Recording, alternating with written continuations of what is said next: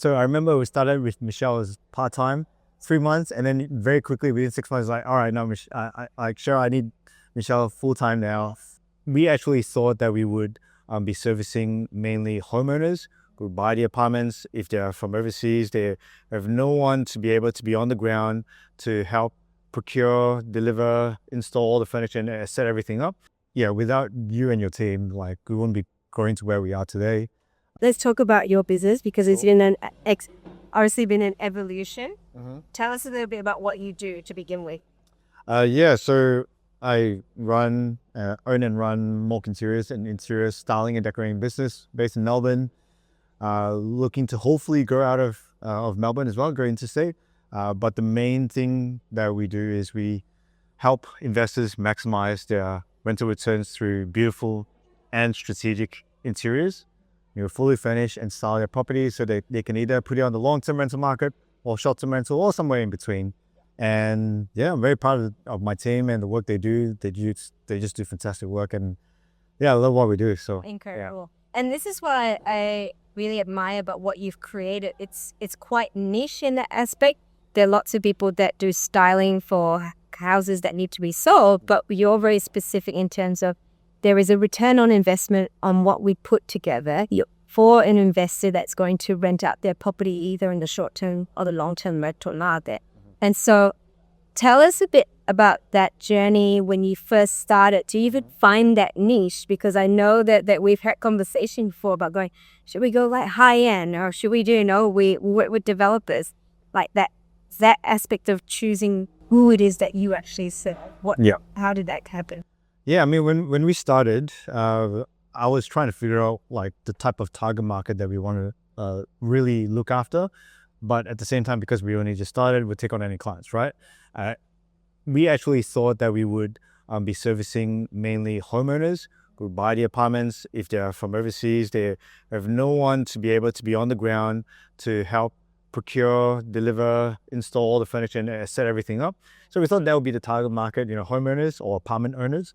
But by the end of our first year, because Airbnb was picking up, we got so many investors really wanting this type of service because we were able to do it fast.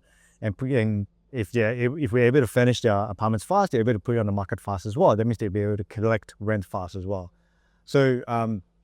So the Airbnb market, when it took off, those were the type of clients, investors who were buying their apartments to put on Airbnb.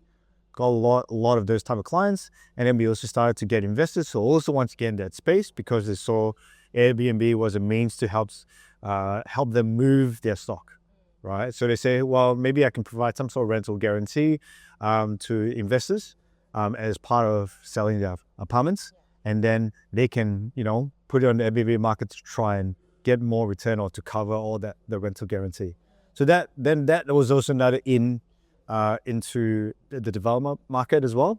And at the same time, we started to see some developers trying to look at other ways to incentivize not just investors, but also just homeowners, people who are wanting to live in these apartments. And then they also came back where they thought that, by offering furniture packages where apartment owners, where most of the time they have no idea how to furnish their apartments, and if it's really looked after, they don't have to worry about it.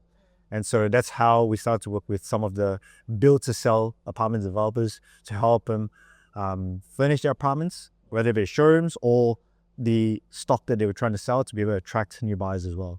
So there's like from homeowners to investors to homeowners, and now we're doing both. So and in particular with developers, I guess for your type of business, the fact that there's economies of scale. If you are catering to, there's some developers who you've furnished, I don't know, not just multiple dozens, like hundreds of areas as well. What's the largest project that you've done? At one time, it would be 76 apartments installed in 1 month. I think there's quite the big achievement coming out of COVID. And even for that developer, we furnished probably almost 300 apartments by now. And for different apartment developers, we furnish like a whole range, depending on the type of development that they are, depending on the time of the market and the strategies that they have. So those are the things that we're always looking to work with a lot of developers. And more we're seeing that we are working with developers earlier and earlier during the stage of development as well. Yeah. It's really exciting. That's so good to see. So I want to talk a bit about your evolution as business owner. As you started off, it was basically you. I think you had someone that was part-time doing some of the styling for you.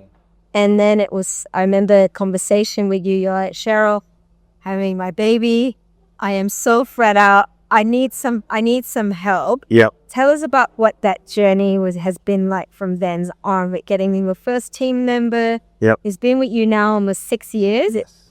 And then creating the structure and the engine around what allows you to do so many projects. Yeah, so I think it was during COVID where, unfortunately, my business partner back then, he wanted to leave, and it was fine. And because of COVID as well, we, think we did have a part-time staff, but we obviously had to let them go because of COVID. So it was just to survive. But literally when lockdown lifted up, we were so busy. I was like, Cheryl, I think I really need help. So you introduced Michelle. We start to try and build and create some processes, some systems, so that to really offload and put onto paper all the processes and everything that I've used to grow the business, so that, if we were to hire new people, and which we were, that I didn't have to keep repeating.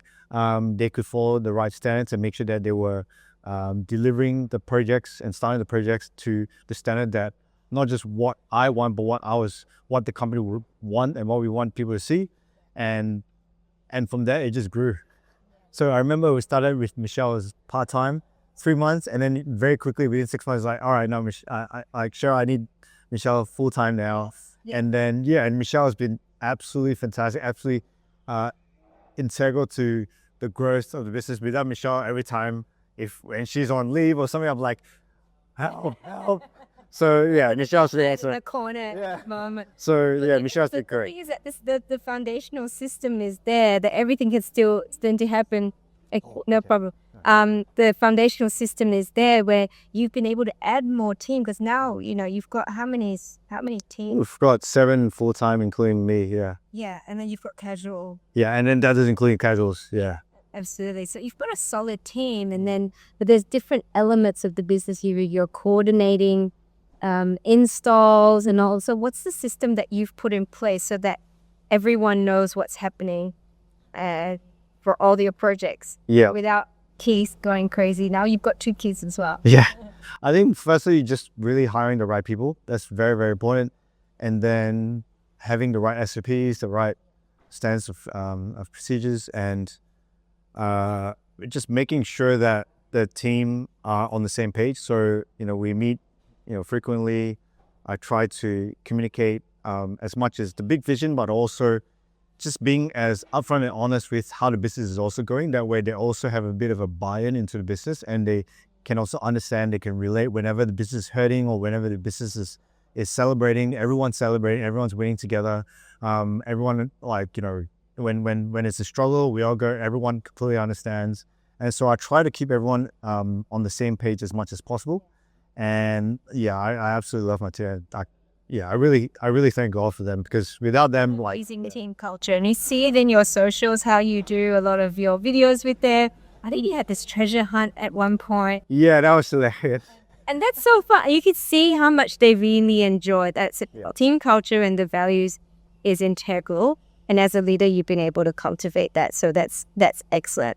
I know this is a bit of a short one. What's in store for the next 12 months for MORC? The next 12 months, looking to really strengthen the relationships with all our referral partners.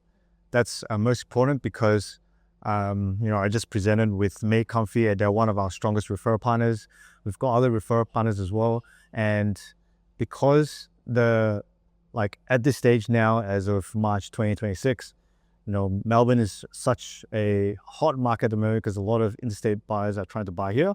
So we're trying to make sure that we can really cater to all the investors here.